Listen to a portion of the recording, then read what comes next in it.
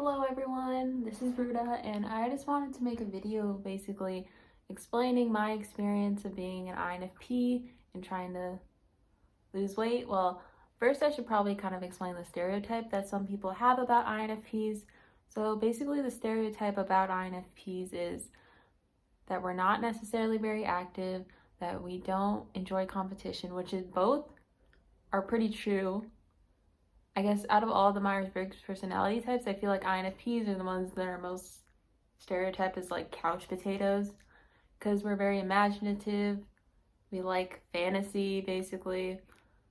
A lot of different things. I'm not a psychologist, so I'm not going to explain the entire Myers-Briggs personality type, but one of the main stereotypes is that we're basically kind of lazy, which I mean something about like how other personality types are more about like efficiency and like doing things a correct way, and INFPs are not as interested in those types of things. So it leads us to being very like self-indulgent at times.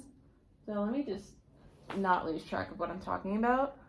So yeah, that's basically the stereotypes. And basically what a little bit about my experience with that is, yes, if you didn't already know from the way I'm speaking, I am an INFP, and I don't know, it kind of feels weird to identify as a personality type, but but anyways, so that's basically the only personality type I've ever gotten, except ISFP like occasionally. But yeah, I'm pretty sure I'm an INFP personality type. But my experience with that is when I was younger, yeah, my parents would try and put me in like all these different sports because my brother, he's a super sporty person, and he like was really good at basketball for like a majority for basically his entire life. He was also really good at like cross country and then also like lacrosse and all these different things. But my parents wanted the same exact thing for me, and they would basically put me in soccer, basketball, tennis,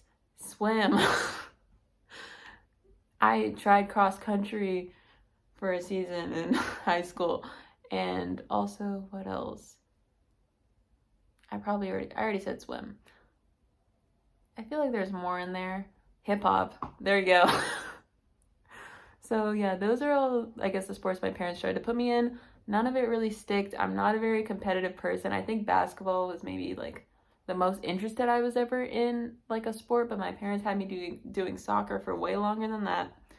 And none of them just really sticked. I'm just not a very competitive person. I don't necessarily understand sports. It makes me actually really uncomfortable to try and like, okay, I'm very physically awkward. I can't, I'm not very coordinated. So sports were really difficult for me. Also, like I feel like sports take a lot of fast thinking, and I'm just not as good as at like thinking of things really quickly or even like acting quickly. So I remember one time like the basketball came like right towards me, and I basically just like let it go out into the sidelines at one point during a game. And I remember some girl got really mad at me, even though I think I was a better player than her. So um yeah, let me think of another time. Oh yeah, I remember one time when my brother was playing a basketball game when he was, I don't remember how old I was. I think I was like around 11 or 12. He was playing in a game, but like he was on the bench like during the quarter for some reason. But I basically ended up wanting to go to the bathroom, and I accidentally walked into like the middle of the court, and then my brother's coach started yelling at me, and I got really scared and I ran off. So I remember that as well. But oh yeah, okay. So leading this back to where what I was originally talking about was basically I don't know, sports never really stuck with me. So I didn't really, when I was younger or even through high school, like found like a really good way to like be physically active. I just never thought of that as like something I enjoyed doing, so I never took interest in it, and I never thought of it as something I cared about. And especially because I feel like how like online basically if you read about like, oh, like losing weight and stuff, because I had like weight issues my basically entire life until a couple of years ago. So I was always like trying, like from 12 to like, I want to say 18, I was trying to like lose weight, and then I would like do these 1,000 calorie workouts when I was like 12 years old, and then I would lose like 10 pounds like before the start of before the start of school during the summer. And then once I lost those 10 pounds, I would gain it back in like less than a month. So that never really worked for me. So yeah, it wasn't, yeah, I was able to be pretty consistent with that for a couple of years, and then the deeper I got into high school, I ended up being vegetarian for a little while. That didn't really help me lose weight. I think I lost maybe 8 pounds doing that, and immediately after I stopped being vegetarian, it skyrocketed because I wasn't watching what I was eating. I was also like I wasn't working out at all. So, and I'm obviously like I'm very sedentary. So, yeah, my weight just skyrocketed up. So, once I was at my heaviest weight, I remember I used to eat like, because I was too lazy to cook too. I was like in high school. I was too lazy to cook. I also didn't want to spend money on food. So basically I would eat like entire bags of chips, like $3 bags of chips on my like lunch break. And I think these were like, I'm not sure if they were family size, but they were definitely like share size, you know? And I would eat those like as a meal replacement. Yeah, so I gained a lot of weight. And I was also, I don't know, I don't even know if this is an INFP thing, but I basically have like I'm really bad at saying no to myself in a lot of ways. Really bad at self-control. So I would eat these entire bags of chips. I wouldn't be able to say no to myself for like little things too. Also, I would eat McDoubles sometimes. Not McDoubles, double quarter pounders, those. I had like a huge phase of those. And where I was going with basically having no self-control is I have these really strong phases of liking foods, and they can be healthy or unhealthy, but after a certain point I just get so like, I would eat them and eat them and eat them till I was completely sick of them, and then I would never eat them again. I'm like, my family knows so many of my phases just because of how consistently I would eat those things. It would probably be like once a week for like a year, maybe, depending on what the phase was. If it was sushi, it was maybe once a week for a year because that was expensive, but relatively healthy compared to like the other things that I was eating. I'm trying to think of other healthy ones. I can't really. I mean, poke bowls. I was into those for a long time. I hope I'm saying that right, but yeah, those are the only healthy ones. I used to have a phase of buffalo wings too. So anyways, I had really no self-control with food, and if anyone was in like a similar situation as me, like not really finding a strong way to get active, not really eating the best of foods, I would suggest just finding something. And this is what worked for me after a super long time. At one point, I think it was my senior year of high school, I was about to go to college, and I guess, yeah, I'll just tell the story. So basically someone who's like really close to me like said something basically about my weight and how I should like start taking care of myself more in that way, and that actually made me really upset and kind of made me like spiral for a little while, like 4-5 days. Like I just did not eat, and I don't know, that's not the advice that I'm giving anyone. Please don't do that. That was very unhealthy of me, and honestly probably staggered me my like weight loss journey for a little while. But yeah, it was just because I was just basically eating whatever I wanted, and I didn't want to step on the scale. So I legit starved myself for like 4 or 5 days, and then I stepped on the scale, and that was the heaviest weight I had ever been. It was, I think I was 5'6" at the time, and now I'm like 5'7". Yeah, I don't know. I gained like an inch throughout college, but I was 5'6" at the time, and I was around like 155 pounds after like the 4 or 5 day fast. And then, yeah, I was 155 pounds. So I must have been like 160 at the very beginning. Sorry if that triggers anyone. I should have put a trigger warning before that. I'm sorry. But anyways, I mean, I'm not inserting any pictures, so hopefully it'll be all right, because that was not the way I ended up losing weight. So after that, it essentially like kind of weaned me off in a weird way. I'm not recommending this for anyone else, by the way. This is just what I did, and I just want to be completely honest about that and like the whole process, everything. So basically that kind of weaned me, in a weird way, it kind of weaned me off like a food obsession, because I mean, I think being an INFP, you like to be very comfortable. Like you want to eat the same foods, and like you don't want to diet, and like you don't, I don't know, I was really uncomfortable with the idea of being hungry, because I think, especially like the way I was raised, and like my parents, like they never really like went, sometimes like they wouldn't go shopping for food, and we would just eat out some of the time. And just like not having food at home, I think kind of gave me some weird insecurity, to where like I just did not like to like not have food at home, or not like be able to eat something whenever I like felt the slightest bit of hunger. I don't know, it just made me very food insecure when I was younger. So in a weird way, like doing that 4-day fast, it like sucked for maybe like the second day, and the third day food was like basically all I was thinking about that day. But afterwards, it kind of levels out, you know, and like you're not really obsessing over food anymore, and you just feel kind of like, I don't know, like for me it was important, because I realized like at the very beginning of like feeling hunger is like the worst part of it, and then afterwards it kind of levels out through like day 4 and day 5. I wasn't obsessed with food anymore. So I think it really took me experiencing hunger for like a couple of days to figure out, okay, this isn't the scariest thing in the world.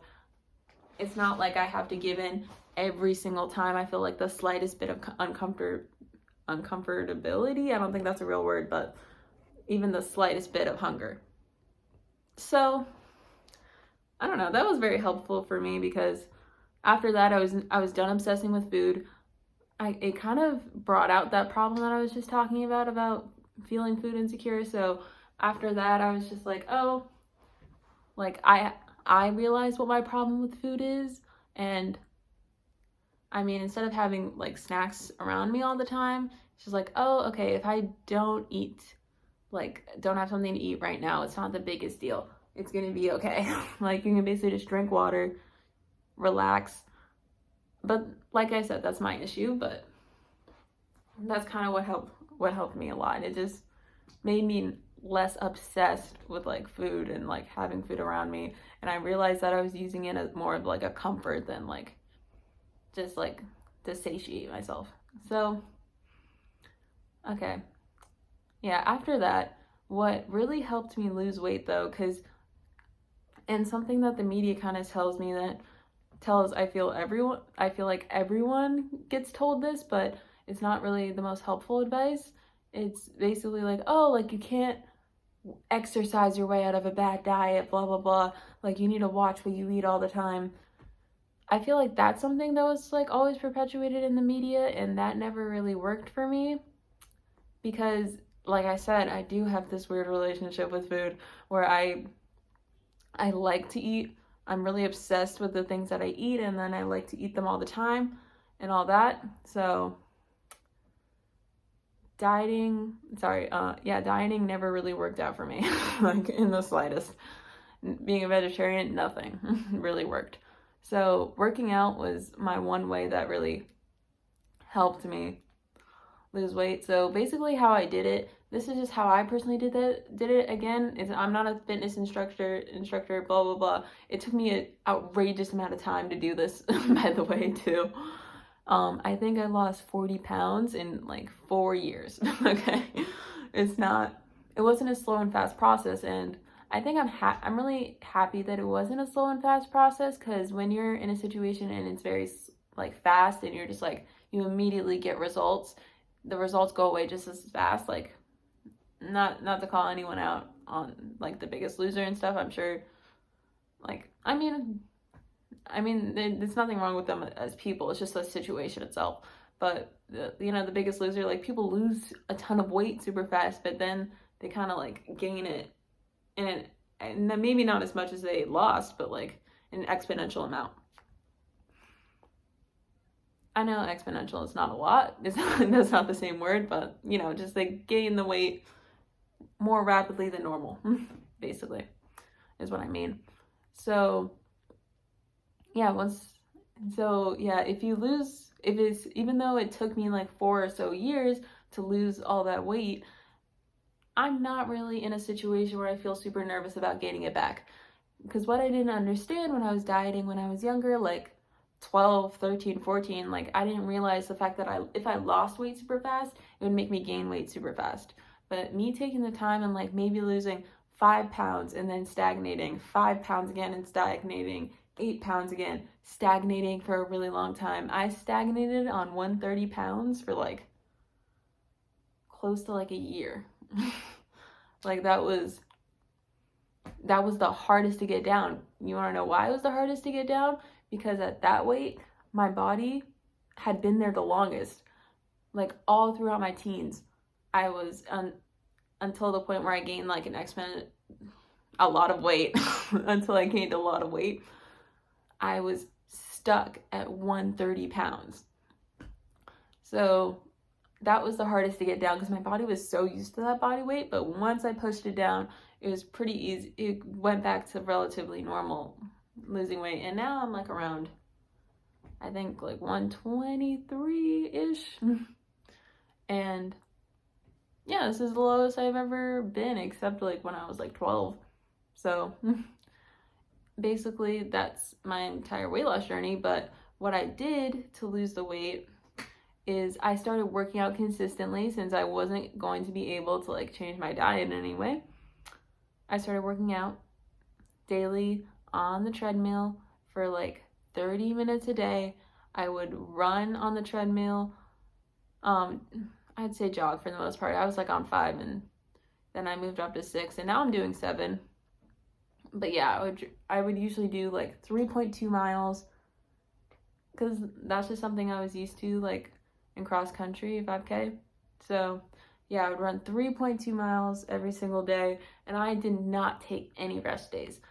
Again, I'm not a fitness instructor. You don't have to take my advice. You might very well sprain something. I never sprained something. But when you think of it, and this is the way I think about it, as you work out, it's like, it's a natural thing for your body. You work it, you're supposed to be physically active. Humans are meant to be physically active every single day. It doesn't mean you have to run or jog and like sprain your ankle and do all that crazy stuff, but at least being physically active every single day was a must for me. Because again, if I would have done this once a week, it would be so much harder to set that habit. But in this way, I was able to get comfortable with it. I created a routine. It became a part of my everyday. It kind of feels weird when I don't work out, except like on days where I'm like working. But yeah, actually every couple of days. I usually work out every couple of days, let's say that. But yeah, when I first started, I was doing it every single day. And like I said, I stagnated a lot. But it didn't feel like, oh, I have to go do this thing. It was just something that felt very natural to me.